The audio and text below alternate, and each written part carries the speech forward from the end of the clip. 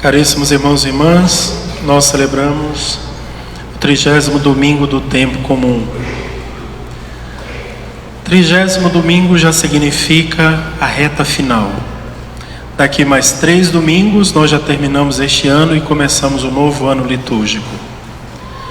E quando a gente vai chegando próximo do ano litúrgico, a igreja vai nos recordando de uma forma bem insistente uma realidade que a gente não gosta muito de pensar, que é a realidade da morte e a realidade do julgamento final.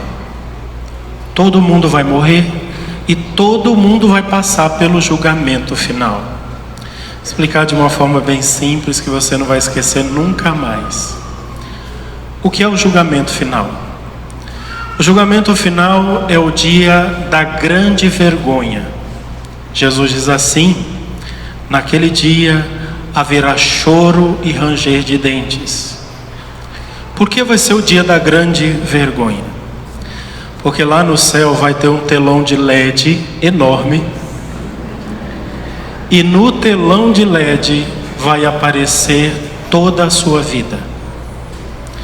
Vai aparecer tudo o que você fez, tudo o que você falou, todas as mentiras que disse. Vai aparecer todos os sentimentos que você teve no coração. Todos os seus pecados vão aparecer. Até os seus pensamentos vão aparecer naquele dia. E quem vai ver tudo isso? Deus, Jesus, a Virgem Maria, todos os anjos e santos e todas as pessoas da terra. Inclusive seu pai, sua mãe, seu filho, seu marido, sua esposa, todo mundo. Será o dia da grande revelação e todos nós seremos expostos diante da verdade, da luz de Deus. A luz que vai iluminar a nossa vida e tudo virá à tona, tudo. E é por isso que a igreja sempre nos chama: olha, se converta, viva uma vida segundo a vontade de Deus, viva os mandamentos, faça o bem, porque você não faz ideia do que é que te espera. Esse é o julgamento. Vejam que na liturgia de hoje já aconteceu aqui um julgamento. Vamos falar do evangelho de hoje, o evangelho de São Lucas, que nós acabamos de ler. Jesus contou uma parábola para mostrar ou para falar daqueles que confiam na sua própria justiça e desprezam os outros. Na verdade é assim: Jesus está falando que havia um homem que se achava o bambambam, ele se achava o máximo, enquanto tinha um outro pecador que se achava o que ele era, pecador.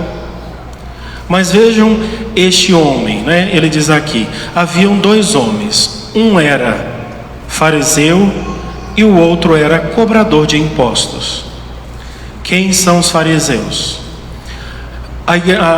A religião judaica, ela é dividida em vários grupos, né?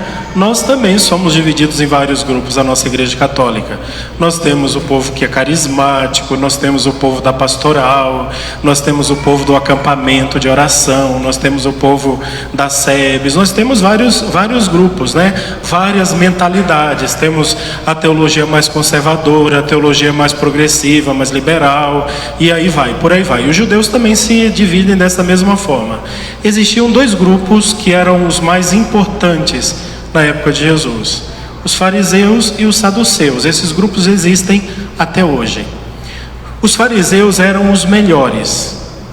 Eles cumpriam toda a Torá, toda a lei. As crianças com 7 anos de idade, os meninos, iam para a escola de sábado, não é? E na escola eles tinham que decorar os 5 primeiros livros da Bíblia. Você perguntava para um menino de 10 anos de idade, ele sabia citar todos os livros, todos os acontecimentos, todos os fatos da vida de todos os patriarcas. Eles sabiam. Os fariseus, quando vão rezar até hoje, eles pegam uma caixinha com vários rolinhos escritos as passagens mais importantes da Torá, da lei judaica, coloca na caixinha, amarra num couro, numa tira de couro no braço, amarra na testa, amarra na cintura, em cima do peito um medalhão com os escritos, né, da lei de Deus. É uma pessoa extraordinária. Cumpre todas as orações, de manhã ao acordar, ao meio-dia, às 6 horas da tarde, quando o sol vai se pondo. Os fariseus, eles são irrepreensíveis. E Jesus fala justamente desse fariseu. Mas olha como o fariseu se apresentou diante de Deus. Aqui o Evangelho faz questão de colocar esses detalhes porque eles são importantes. Ele diz assim: o fariseu de pé rezava assim. Sabe por que ele estava de pé? Porque até hoje nenhum judeu pode se ajoelhar em lugar nenhum, nem na sinagoga, nem na igreja, nem em lugar nenhum.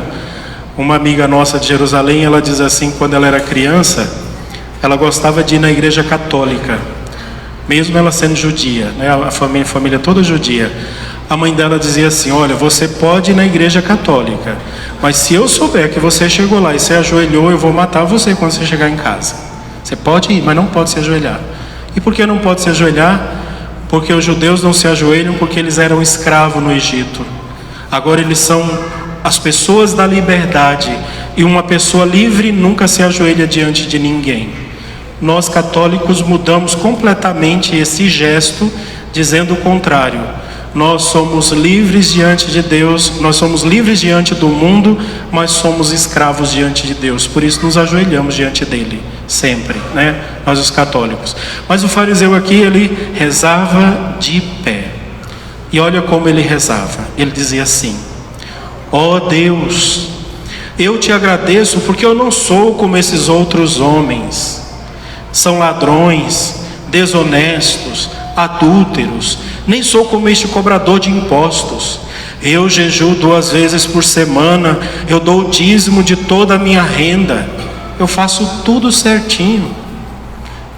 Na verdade, aqui o fariseu, ele não rezava a Deus, ele apenas exaltava a ele mesmo. De chegar diante de Deus e falar assim: ó Deus, está vendo aqui? Eu sou o cara, pode me mandar para o céu que eu já estou resolvido aqui, está tudo certinho, não tem nada que me desabone. O orgulhoso, o prepotente, o soberbo, aquele que se acha. Enquanto isso, o pobre pecador, o cobrador de impostos, ele ficou à distância, nem se aproximou. Ele ficou do lado de fora do templo, abaixou a cabeça, batia no peito, e a oração do pecador era: meu Deus, tem piedade de mim que sou pecador. Isso daqui é verdade, gente. Sabia que tem um monte de gente que não tem coragem de entrar na igreja porque tem vergonha? Eu sou tão pecador que eu não vou à igreja, eu não vou rezar na igreja. E você sabia que essa pessoa vai entrar no céu antes de que você? E às vezes vai se sentar na cadeira que estava pronta para você? Porque de repente a nossa oração, a sua oração, ela é como a oração deste homem fariseu. Oh meu Deus, né? Às vezes não se exalta tanto assim para não dar na cara, né? Ele dá uma disfarçada, né? Às vezes fala: ah Senhor, eu sou pecador, tá bom? Tá, como todo mundo eu sou pecador, né? Já vai justificando. Mas às vezes a oração dele é assim: olha Deus, por que você não resolve as minhas coisas? Deus, eu estou aqui rezando há tanto tempo. Deus, por que você me fez passar por essa situação? Ó Deus, por que você não me escuta? Ó Deus, você tinha que resolver isso aqui para mim. Ó Deus, você tinha que fazer. Às vezes a oração de muitos católicos, ele acha que Deus é o escravo dele, que tem que fazer o que ele pedir, o que ele mandar. Algumas igrejas por aí dizem que se Deus não fez a vontade de que você, a sua vontade, é porque você não tem fé. Um homem de fé, Deus resolve. Um homem de fé, ele reconhece quem é Deus e quem ele é. Um homem de fé não precisa nem fazer esse tipo de oração. Vejam Maria, uma mulher de fé.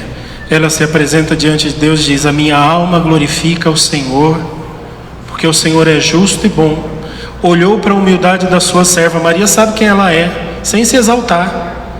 Ele derrubou os poderosos dos seus tronos, exaltou os humildes. E Maria vai fazendo a oração da mulher confiante. quando Jesus termina o Evangelho dizendo assim: pois quem se eleva será humilhado, e quem se humilha será exaltado. Agora imagine no final, no último dia, que o telão da sua vida aparecer lá, você será humilhado ou exaltado? Quando o telão de Santa Teresinha, de Irmã Dulce, da Madre Teresa de Calcutá apareceu lá no céu, nós aqui na terra que olhávamos para ela dizia: essa mulher é uma tonta, coitada. Que mulher mais besta, né? Fica aí levando mendigo para dentro de casa, dando banho nesse povo nojento, fedorento. O que é isso e tal? E muitas olhavam para elas com desprezo, e muitas pessoas ainda olham para a vida delas e dizem assim: eu não quero uma vida dessa. E aqui na terra elas foram humilhadas, e lá no céu elas são exaltadas. Mas às vezes, muito de nós que parecemos santos, irrepreensíveis diante de Deus, quando o telão do céu aparecer, a gente vai passar uma vergonha tão grande que ali haverá choro e ranger de dentes. A pergunta que o Senhor faz hoje na liturgia para cada um de nós é justamente essa: como é que está o seu coração? Ele está pronto para ser exibido ou ainda não? O que é que falta para você mudar de vida e reconhecer quem você é? Reconhecer a sua miséria, o seu pecado e a grandeza infinita de Deus. Se fosse hoje a estreia do grande filme da sua vida, o que seria?